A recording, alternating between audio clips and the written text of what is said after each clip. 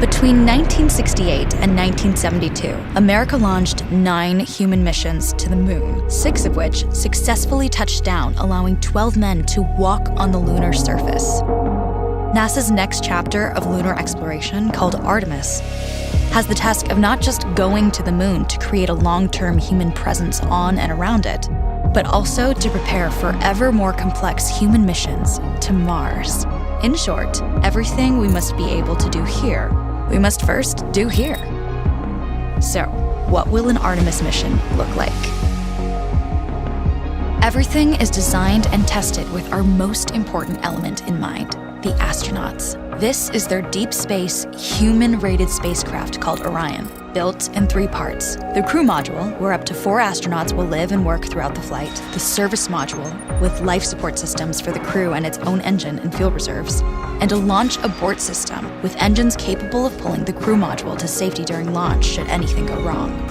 To accomplish the task of launching our crew and heavy payloads, NASA is building the Space Launch System, comprising of a cargo hold, an exploration upper stage, a massive core stage, and 2 extended solid rocket boosters. Altogether, this is the world's most powerful rocket, and it exceeds the legendary Saturn V of the Apollo era in numerous ways. Sitting on the launch pad, the entire rocket, fully fueled, weighs just over 6 million pounds, 5.2 million of which is just the fuel. Once ignited, there is no stopping what comes next. All 4 RS-25 engines and the 2 solid rocket boosters come to life, thundering our crew upwards. 2 minutes after ignition, the solid rocket boosters are spent and released. 8 minutes after launch, the core stage is depleted and separated. The upper stage fires briefly, placing Orion into a parking orbit around the Earth.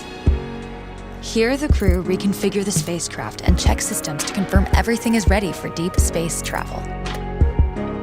With a go from mission control, the crew reignite the exploration upper stage engines to leave Earth entirely. The exact timing of this maneuver is critical to reach a speed that can escape Earth's gravitational pull, but also put Orion on a course that will intersect the moon days later. Once this burn is complete, the upper stage of the SLS is jettisoned and the crew aboard Orion coast for several days toward all that awaits them at the moon. Approaching the moon, we see the fundamental differences between Artemis and Apollo. Instead of requiring Orion to serve as an expendable lunar command module or to carry a constrained lunar lander, the Artemis missions will take advantage of a different approach: pre-staging. Everything needed for lunar missions will be positioned in advance by commercial and international partners.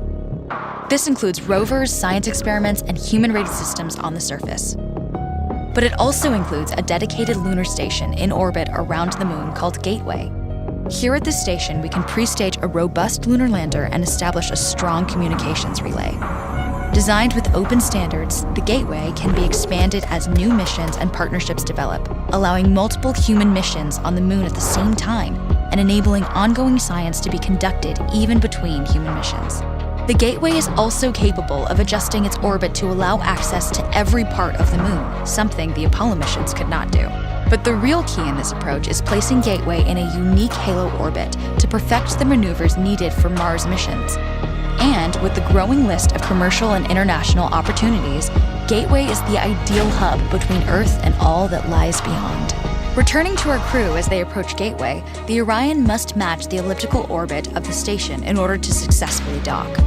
Once on board, pre-selected crew members transfer to the lunar lander, while those assigned to Gateway remain on station.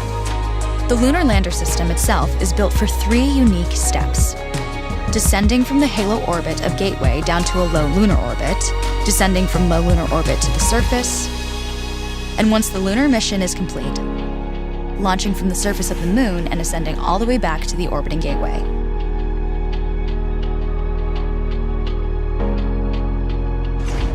Once back aboard the Orion spacecraft and undocked from Gateway, the crew fire their engine once to break out of the halo orbit and once again to sling the spacecraft around the moon, placing it on a multi-day trajectory back towards Earth.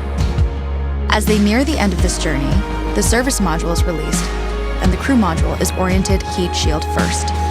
Entering Earth's atmosphere at 25,000 miles per hour, the friction of air slows Orion considerably, while also subjecting it to temperatures of 5,000 degrees.